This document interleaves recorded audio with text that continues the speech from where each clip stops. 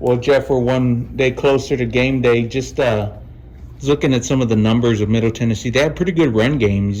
That's got to be one of the keys for you guys to try and shut that down, right? Yeah, and they really exploited us last year. They rushed for right around 200. They had 560 yards on us, and I know I brought that up a couple of times, but we've got a lot of respect for them. And Virginia Tech's a top 15 team, and it was 14-7. They were driving in the third quarter and played them. They had to turn the ball over. You know, if ifs and buts were candy and nuts, I get all that. But if they hadn't turned the ball over, that's a tough environment to play ball in. And they went up there and held their own.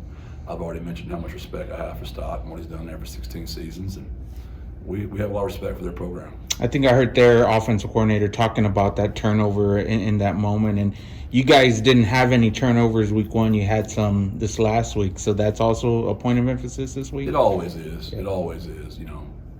We don't keep a lot of stats around here, but the two stats that always show up are big plays and turnovers. And when you win the turnover battle and you win the big play battle, you pretty much win the ball game. And those are some absolutes in football that have held up for me for 32 years.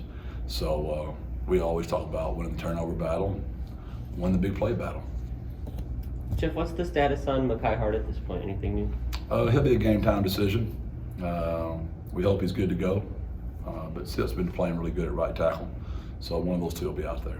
Yeah, you've been really complimentary of Gallimore's ability to fill in. At what point did you realize that he would be capable of playing this year, given all he'd been through with injuries and whatnot? You know, I just went back when I was making my decision whether to bring him back as a super senior, and I watched him in junior college and watched him in high school, and you know, I saw a really good player in there.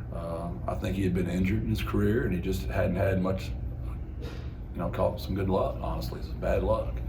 And him and Dom both, I really talked to them about, you know, you'll come back as a backup, but would you do that for me and help elevate our culture?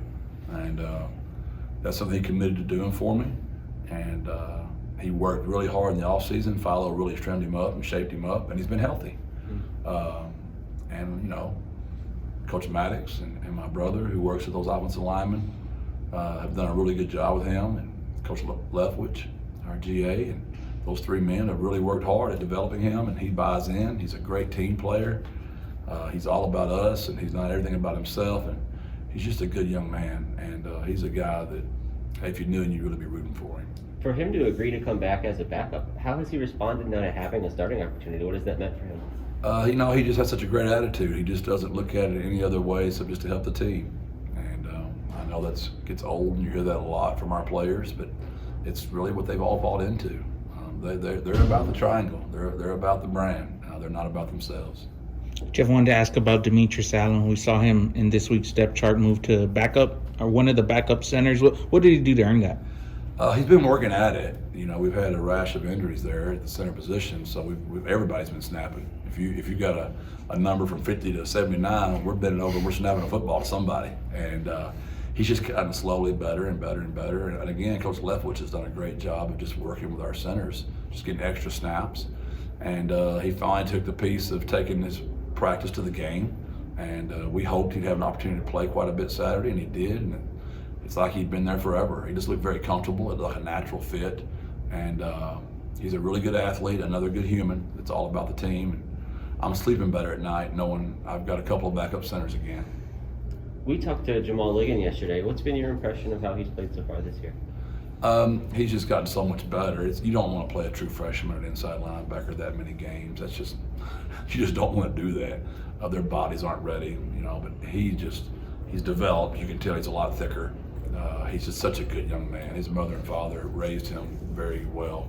He played for a really good high school coach. And so he really came in ready. He knew the game. And I couldn't be more proud of him. The kids tease him. They call him Jamal Traylor. And I hate that for that kid. But I tell him that he must be my nephew because it's my brother that claims him as his son. So it must be my nephew. He's the youngest single-digit guy, so they must look up to him some too. How did he earn that at such a young age? You know, that's an amazing accomplishment. He's a true sophomore and a single-digit guy. So, you know, I think you can just tell by when you interview him how serious he is, how mature he is, how he thinks through his words before he speaks. He just does that all the time. And again, it's a credit to his family. And we were very, very blessed that we were able to flip him that very last moment. And what an answered prayer he was to get us to the season like he did last year. I'll always be indebted to him and Trevor. They almost took every rep in there. Tyler got hurt.